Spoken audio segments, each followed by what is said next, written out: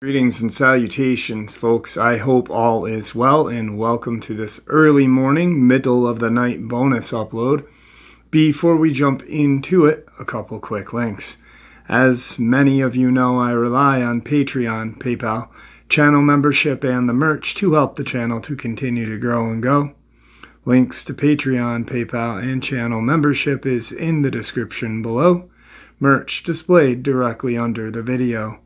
Also, Dogman, Frightening Encounters, Volume 1 through 3, the audiobook versions. They were written and researched by Tom Lyons, narrated and produced by me, Jeff Nadolny.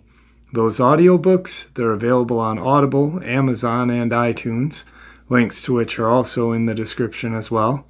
And finally, last but definitely not least, if you'd really like to help support the channel to continue to grow and go, simply subscribe. It does not cost a cent. Click the like button, takes half a second. If you don't want to miss out on any of the informative uploads that I put out daily, click that bell icon. And folks, please leave a comment and share the video. Why? Well, because all of these things, they really help the channel to continue to grow and go. They definitely do matter, and they are appreciated. With that, I have taken far too much of your time. Let's jump into this early morning or middle of the night bonus upload. Shall we? Today's first part of the upload. I was serving my second tour in Vietnam when the whole deal was called off. All the boys that could come home did, but unfortunately many good men were left behind. As I try to recall the remainder of the 70s, it all seems like a big blur, both mentally and physically. I was shot, having left it all behind on the table in Nam. I was as lost as a soul can be, and found myself drinking heavily, smoking a lot of weed, which went on unabated, until about 1979. At that time, I made a move to Lake Tahoe, hoping for a fresh start at life. While I was in the barber shop waiting for a cut one day, I noticed a magazine lying on the chair, and opened it to a page that featured a picture of a blazing fire. I picked it up and began reading this article, which was a pictorial about a group of fire jumpers and the work they do fighting forest fires. The article had stirred something up within me. As I looked at the photos, those men arm in arm, with their faces covered in black soot, I realized that I had found my destiny, and it became my reason to live. I spent the next year researching and training, doing everything that I needed to do in order to become a fire jumper. The reality was that I already had my foot in the door, thanks to my Army training. I'd been on several hundred parachute jumps, and I was still physically fit, but during the year of training, I bolstered my fitness even further. On top of all of that, I was a certified field medic. Thanks to my training and experience, I was welcomed into the team in the northwestern United States. Now, fire jumping can be incredibly dangerous. We're dropped into locations where a severe fire is believed to be heading based on terrain, fuel supply, and direction of the prevailing winds. Our job is to create fire breaks so that once the fire makes it there, it will run out of fuel, and if we did our job properly, the fire burns itself out. Once we're dropped in, fire jumping can be a very lonely affair, and we must be attentive to the advancing fire at all times. In many situations, the only help we can rely on is ourselves and air support, though in some cases we can receive ground support if we found suitable areas for them to reach us. When we were in the heat of it all, it was not unusual to see all kinds of wildlife running about here and there. Herds of wild horse, deer, everything else you can imagine run for cover, trying to escape the flames and smoke. One August, a lightning strike started a blaze in Northern California. There were already 5,000 acres ablaze when we were called in. We began to work in an adjacent hillside opposite from the most intense area of burn, felling trees and clearing the underbrush. We worked on clearing this break for hours before the team leader made the decision that we should climb the hillside and work our way down to the canyon area to our west. A thought was that if the fire advanced in the direction of the canyon, it would either burn out by the edge or burn down into it, making it easier to contain. Everything in this business is a gamble of what-ifs. As we began our descent, we noticed a line of creatures walking away from the canyon and heading north. They were black in color and walking like men. One of the members of our team pulled out her binoculars and said they were Sasquatch. We couldn't believe it.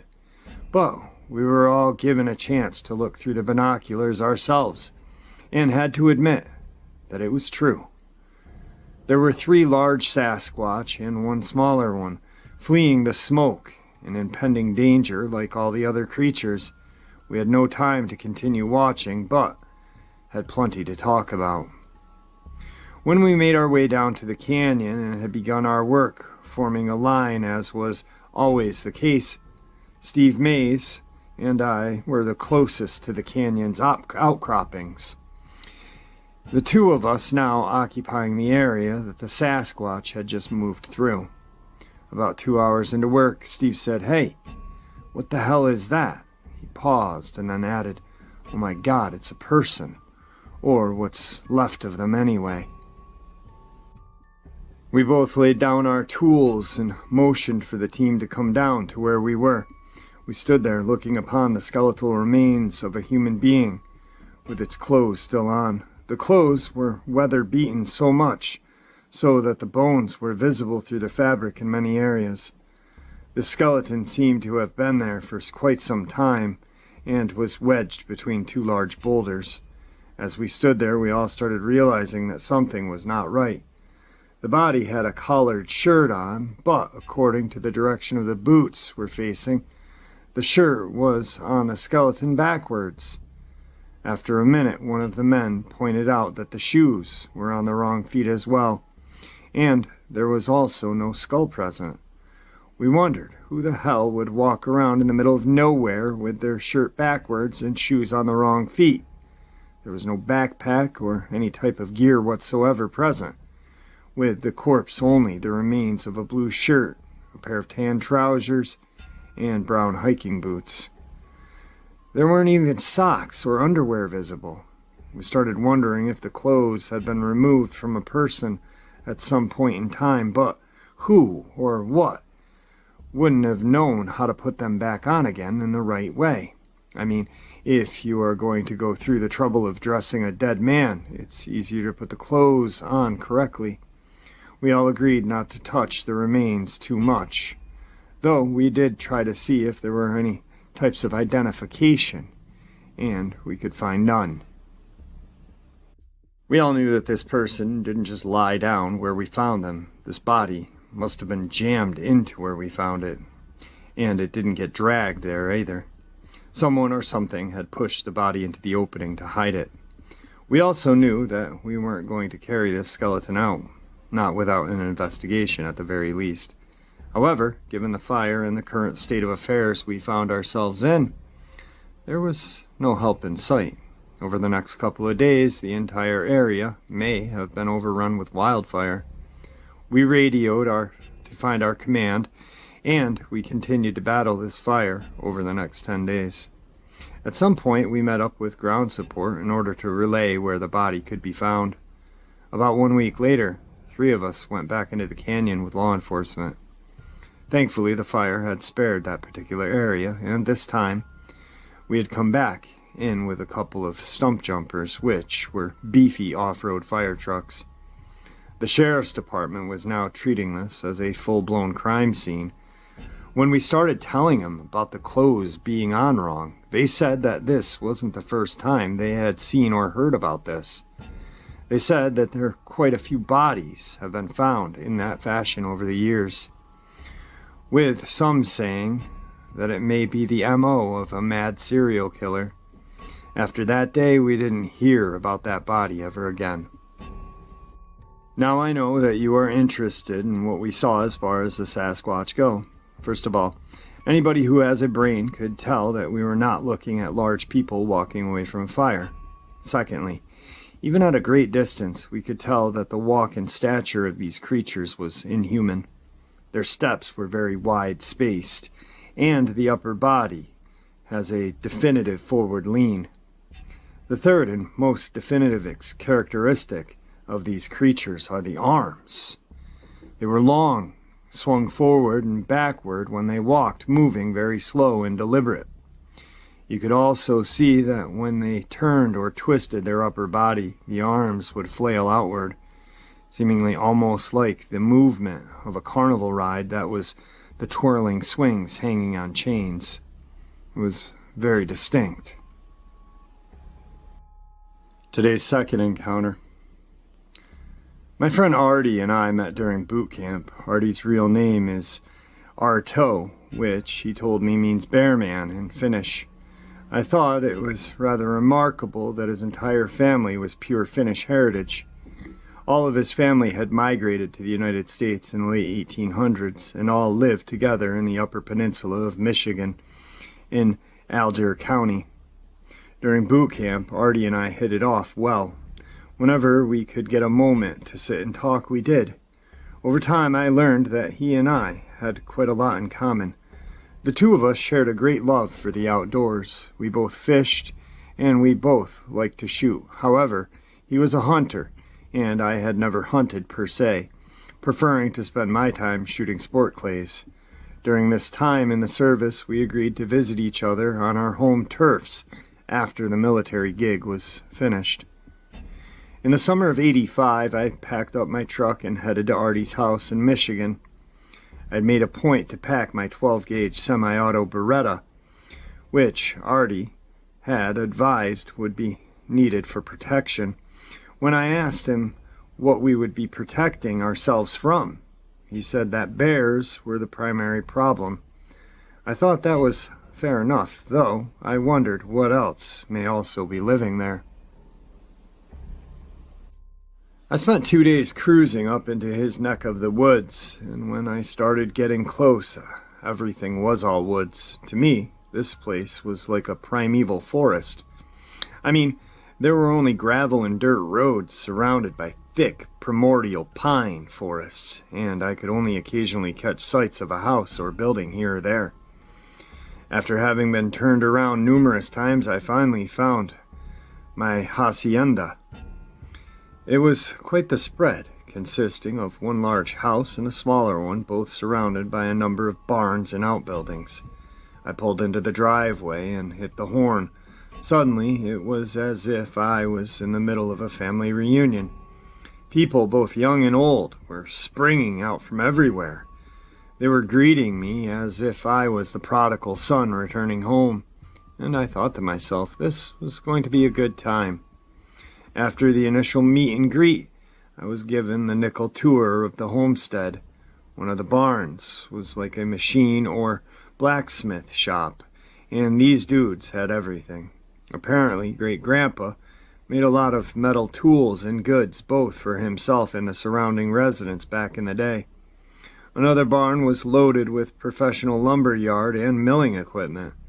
As it turns out, his family had harvested much of the lumber that their home and the homes of many of their families in the area were made out of. These folks were made from the real stock. They knew what to do and how to do it, and they were proud of it. As the day continued into night, Artie shared the itinerary for the next 9 days. His plan was for us to first tour around and see the surrounding sights, followed by some camping, hiking, fishing in the truest wilderness style. It all sounded great to me. After dinner had been prepared and eaten, which, by the way, was served up in true Thanksgiving style, his father had taken me into the den to peruse the family's gun collection. They had 3 gun cabinets lining the room. Each cabinet had been handcrafted as the collection grew, and all their wood had been aged differently, one looking more beautiful than the next.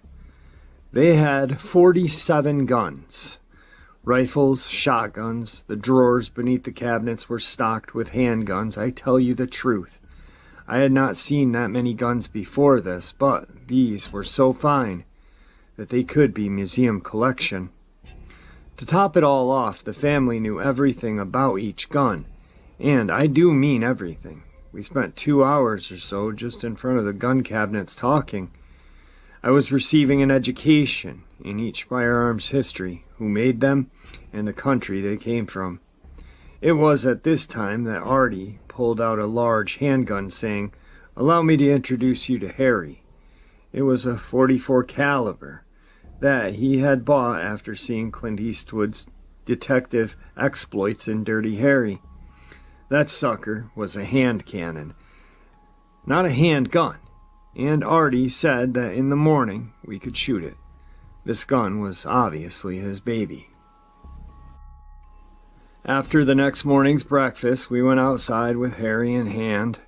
We must have shot 100 rounds. My hands hurt, my shoulder hurt, my ears were ringing.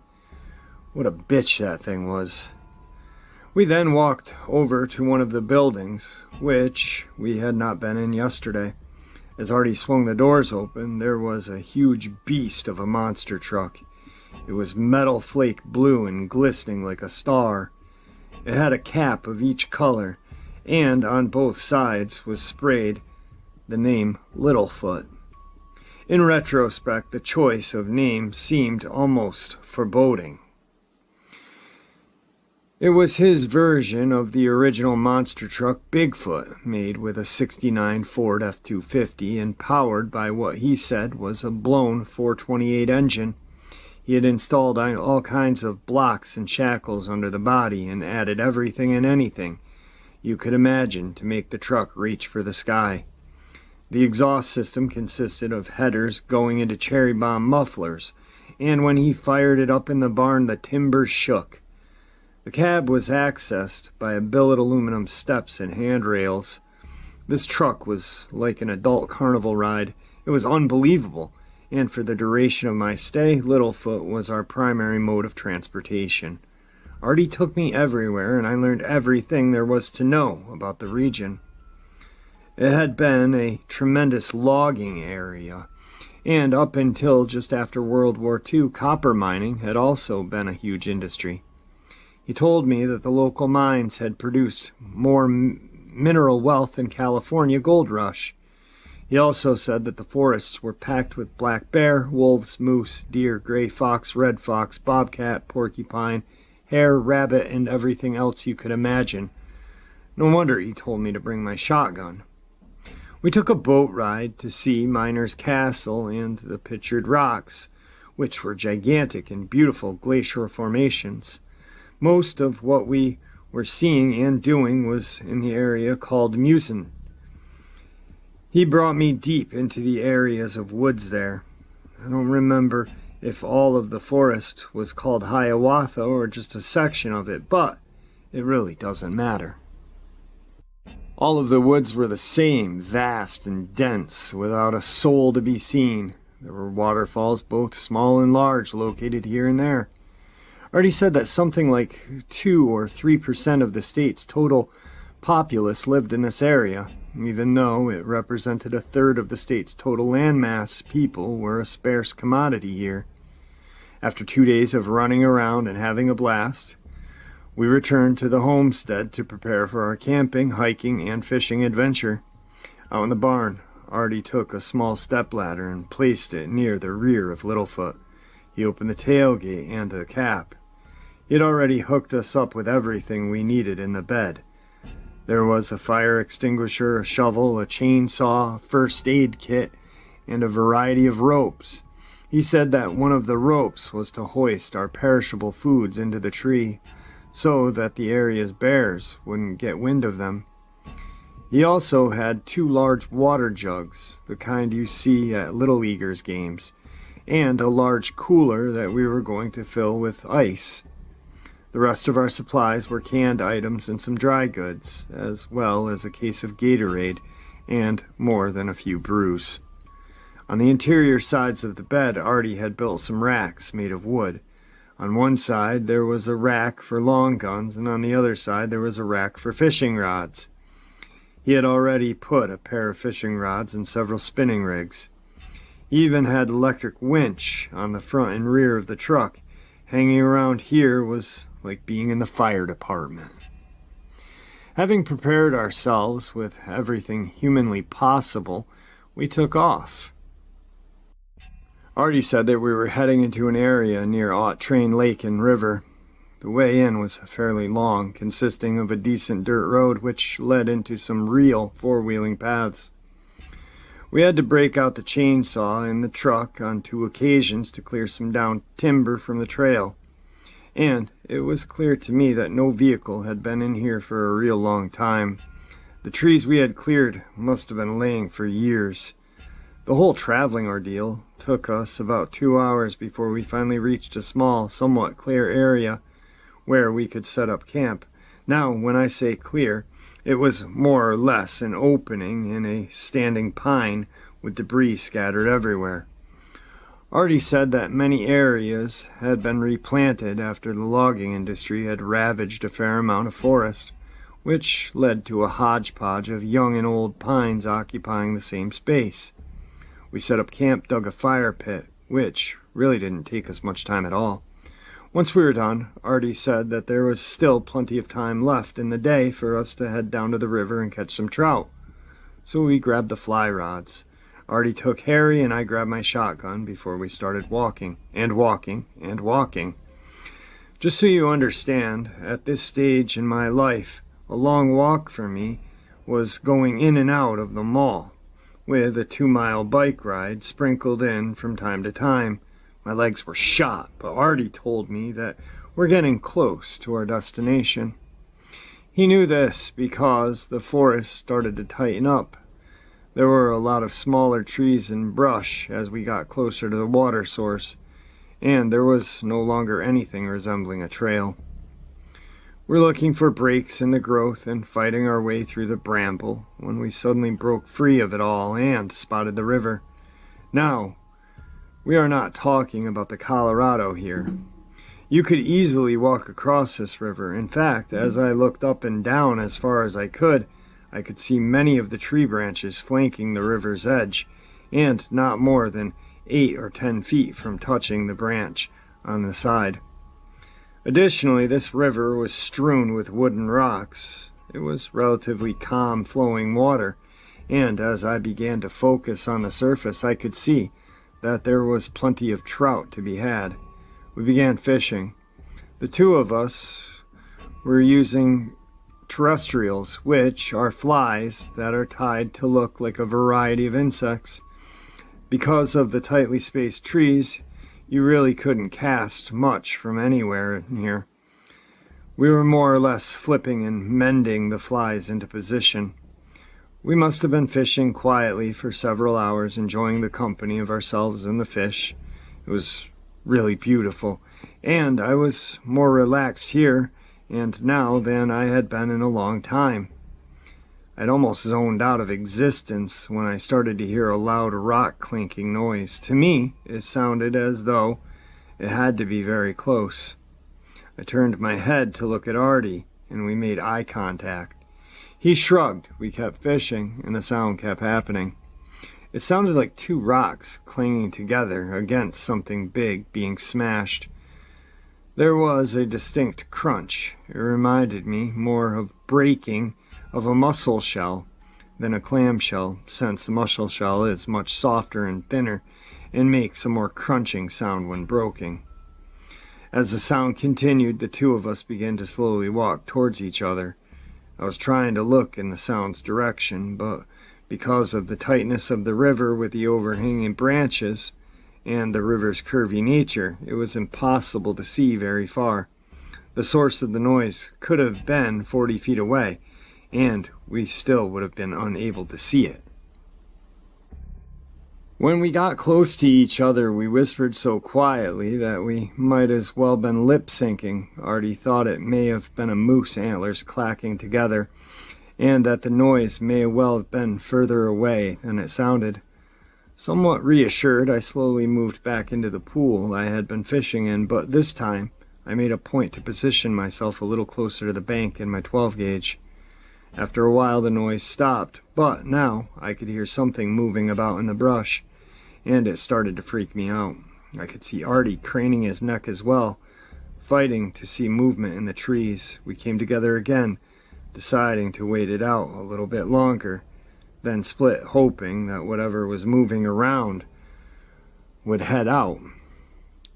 As we began fighting through this brush on the way out, I was really on edge. I expected something to get the jump on us at any moment, and between holding the gear and shoving trees around, there wouldn't be much time to mount and shoot if need be. I started to think of my old friend Dave.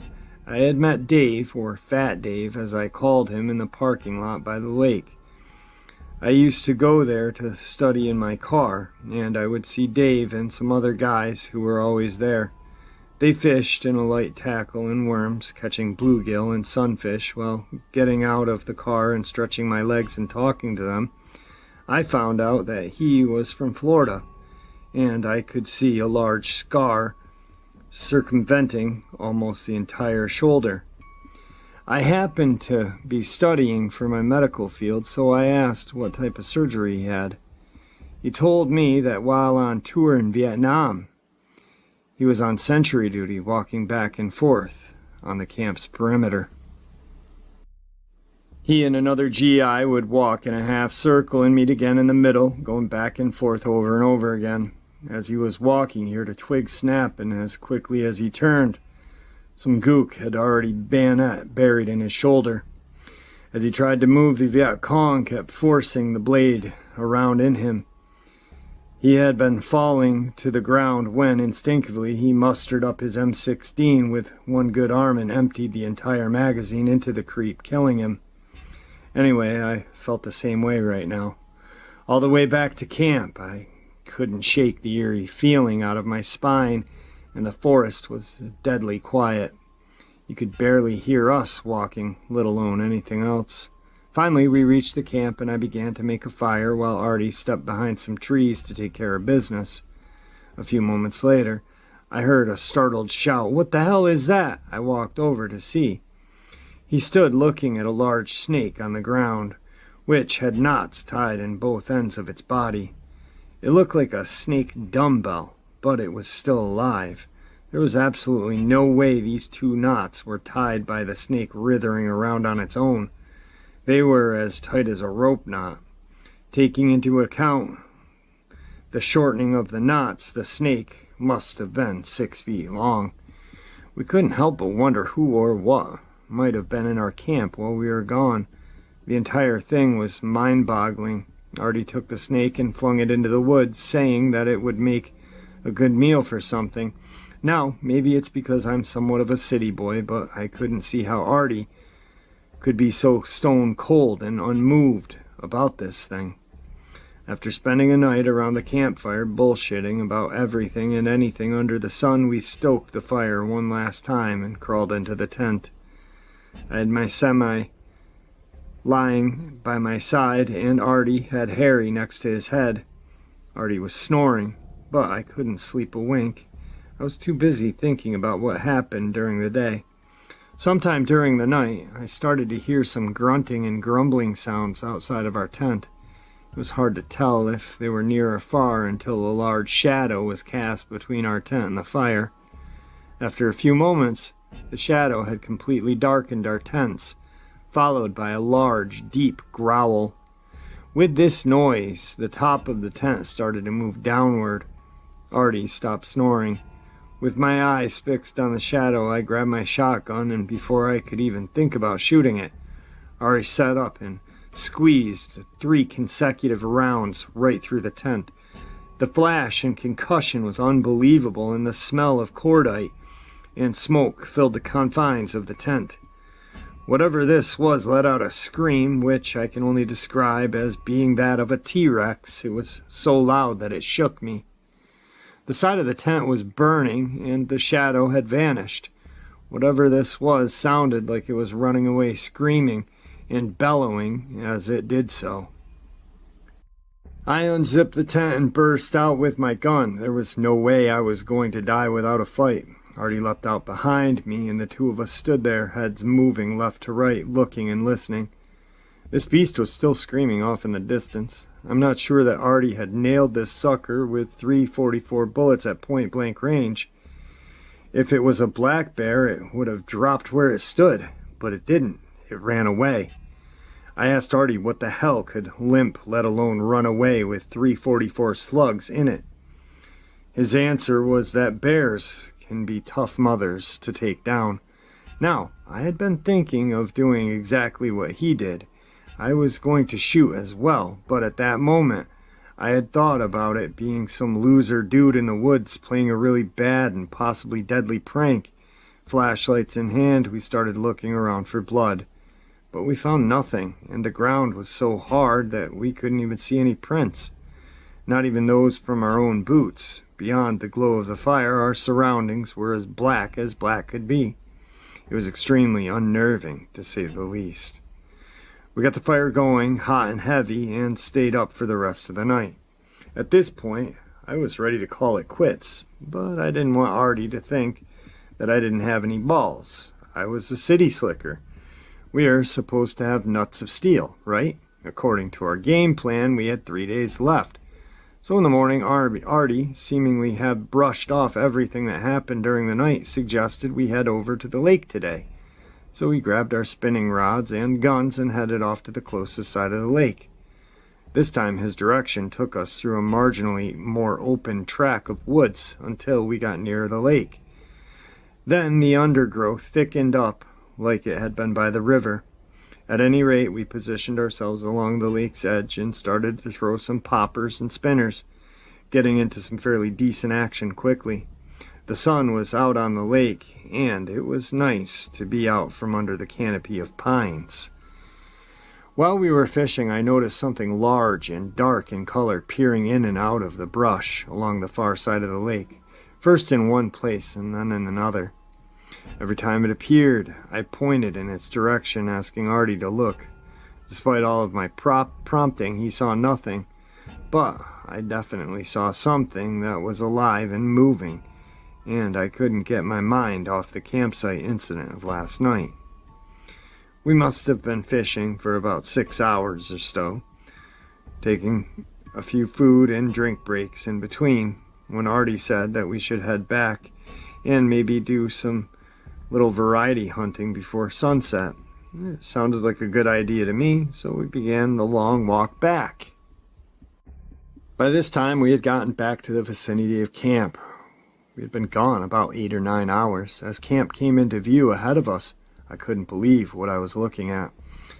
The entire campsite, including the truck, had been ransacked. There were things thrown in the trees. Our cooler was completely flattened on the ground. It looked as though a steamroller ran over it. Cosmetically speaking, the truck was in ruins. The cap looked like a tree had fallen on it, and both the side windows were blown out. The cab had been smashed down so severely that we couldn't open the driver's side door, and there was no evidence of a log or anything that would or could have done this degree of damage. The tailgate was partially torn from its hinges and bent under the rear bumper. The front winch was torn completely away from the truck. 9/16 bolts and washers ripped cleanly out of the steel, and the other winch had all of the cable pulled out of it and was completely detached from its housing. Both of the aluminum steps were torn off, and we were only able to find one of them. Even then, it was in its mangled state. Thank God the cab had not been opened.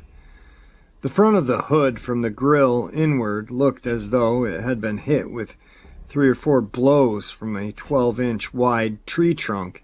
I say this because I have no other way to describe what I was looking at. And having said as much, there wasn't even a single indicator such as bark chips or even any marks on the vehicle, which would have shown that part of tree had actually been used to wreak the destruction. There were no small dents in the truck, just large, long, wide blows on the metalwork. What bothered me most of all was the type of power that would be needed to flatten the large igloo cooler, and the fact that the large bolts had been torn away from the truck, leaving a reverse dimple where they had been in the steel. It was insane. Whatever did this was not an individual or a group of individuals. No man could have done this. We said nothing to each other. There was nothing to say. We simply stood there, aghast. I jumped up into the bed of the truck and tried to push up on the broken cab in effort to open things back up a bit. I was forcing my back against the broken roof of the cab, and as I worked my way into position, I noticed something very odd. Caught in the very end of one of the cracks in the fiberglass was several very long, dark-colored hairs. It looked as though something with hair had lost a few while their bodies slid or dragged off the roof. I showed them to Artie, and he said nothing to me. These strands were like 8 to 10 inches in length, which was way too long to be a bear. We gathered up all the stuff we could and shoved it under the remnants of the cab of the bed. We grabbed the tailgate and flexed it back and forth until we could twist it up onto the bed. When we came into camp, everything in the truck had been neatly organized, and as we were about to leave it, looked like an open trash can. Artie climbed up into the cab from the passenger side, which was not an easy task without the step, and started brushing the shattered glass off the seat. The truck started right up, and he let it run. I guess about an hour had gone by since we came back to camp, and it was time to get the hell out of here. It was a long ride in, and it would be a longer ride out. As we left, I couldn't help feeling really bad for Artie in numerous ways. After all, I came in his invitation, and now his truck was in ruins, and we were leaving with our tails between our legs. What would his family think? What would anyone think? When we finally got clear from the woods, we started heading down the road. At some point, we saw a cop coming the other way, and Artie waved him down. As he stopped, I couldn't see him because of the truck's height, and the fact that he was on Artie's side. I heard him ask what had happened to us. Artie shut the truck down and jumped out. We spent the 45 minutes walking around the truck, telling the officer our tale. He wrote up the incident report and gave us a copy, saying that there is shit in these woods that we know nothing about. Later on, as we entered Artie's property, everyone came to see the truck and talk to us about the ordeal. It was at dinner that evening that his father began telling us about what his father said to him. He told us that loggers and miners had spun many yarns about giant hairy creatures that they had seen in the timber. He said his father told him that they would mess with and damage their equipment after the workers had left for only one day. They would come back the next morning and find machinery bent, broken. He said that this was regularly happening to the workers, and that men would speak of things being thrown into the camp without being able to see who or what threw them. At any rate, that's my story. Artie and I still speak to this day, and he actually rebuilt Littlefoot. Artie's father took the hairs that we retrieved and framed them in the den for family posterity. I haven't been back to visit Artie since. Today's final encounter. We were traveling through the western New York region near Medina at around 10 p.m. about 2012. We were taking the country roads as opposed to the thruway and decided stupidly to stop alongside one of the many farm fields dotting the rural countryside. I was curious to get a look at a variety of corn my girlfriend told me about. Apparently, farmers grow some type of corn solely intended for animal consumption, and it's unsweet with large, tough kernels. It was late summer and the weather was nice, so why not, was my thinking. I approached the peripheral edge of the field by a section where the drainage ditch was not so steep. My girlfriend remained by the car on the other side of the narrow road, which was bordered on both sides by cornfield. It intersected. It must have been a clear night because the field and its rolling contours were easily visible. What we saw next is difficult for me to express, difficult because I find myself in sort of a tug-of-war between what I saw and how I see the world. What I saw doesn't fit into my general world view. My girlfriend says she first saw it leap across the road, and I saw it running at a frightening rate of speed across the barren section of fields. It seemed to be covering absurdly long distances in mere seconds. It was large. To me, it looked like a hairless wolf on steroids, with an enormous, almost horse-like head. It made absolutely no sound that I heard, and as it traversed the field, it barely seemed to touch the ground. Its four legs looked parallel to the ground when stretched in full stride. I was so taken with what my eyes were seeing, like not knowing what I was looking at, and in the moment thinking, that can't be real. I'm misinterpreting what I'm seeing. It was hypnotic. My girlfriend claimed she was screaming for me to get into the car while I continued to watch this thing run, beginning to realize that if my judging its speed correctly, it could change directions and be upon us in several seconds. My girlfriend says that only after she said my whole name sternly did I acknowledge her and rush to the car. I still don't know what we saw. Since I'm not given to supernatural explanations, I've wondered if it was possibly a wolf-type dog, perhaps a hybrid, that I hear farmers used to guard their fields against. My girlfriend insists that it was no dog or even a wolf. Its size and speed completely preclude the possibility, in her opinion. It never snarled at us, but being that I was so utterly transfixed by it, my girlfriend maintains that I was oblivious to the danger we were in. She actually said a prayer after discussing the event.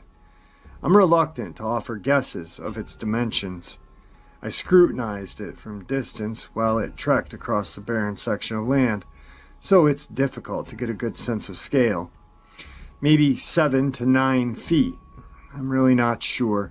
But it's the largest dog I've ever seen. Its snout was too pointy to belong to a Great Dane, so I'm at a loss. I've considered calling a commercial farmer from there and simply asking if they use large dogs to patrol their fields, or if they've heard of a practice being employed by other farms in the area.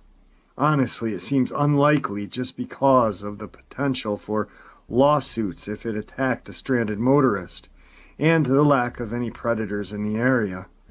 Who would steal some stalks of corn meant for animal feed? But who knows? And there you have it, folks. I do hope you all enjoyed this early morning, middle of the night bonus as much as I enjoyed sharing it with you. I'd like to thank you all for supporting the channel.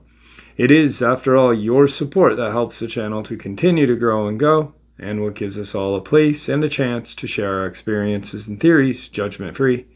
Everyone is simply treated with the respect that we deserve. Please stay safe, happy, healthy, and ever vigilant, keeping an eye on our children, pets, family, and our friends. These creatures are real. These events have happened. Share this information with those you love and care about, and it may just help save their lives someday. Until next time, never stop asking questions. Never stop searching for the truth, and God bless you all.